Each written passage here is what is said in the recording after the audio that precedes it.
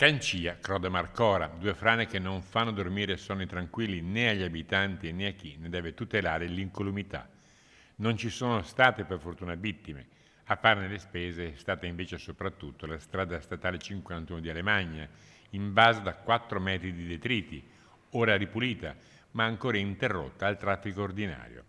La situazione è stata discussa presso la caserma dei Vigili del Fuoco di Belluno, presenti gli organi competenti e tutti i sindaci della Valboite. Si è deciso di mantenere, sulla base delle attuali condizioni che non garantiscono la sicurezza nella transitabilità della strada, la chiusura della strada stessa per un periodo che è coincidente per circa 2 settimane. 2 settimane è il tempo necessario per reperire i sensori necessari, collocarli in tutti i punti critici o sospetti, collegarli con gli allarmi e i sistemi semaforici che impediscano, in caso di nuovi rischi, l'accesso stradale alle auto. 2 settimane per fare degli interventi urgentissimi per mettere in piedi dei sistemi di monitoraggio nel corpo frana, pluviometri, inclinometri e altri strumenti. Noi dobbiamo acquisire il tempo necessario per cui un inizio di movimento a monte ci consenta di arrivare a interrompere la circolazione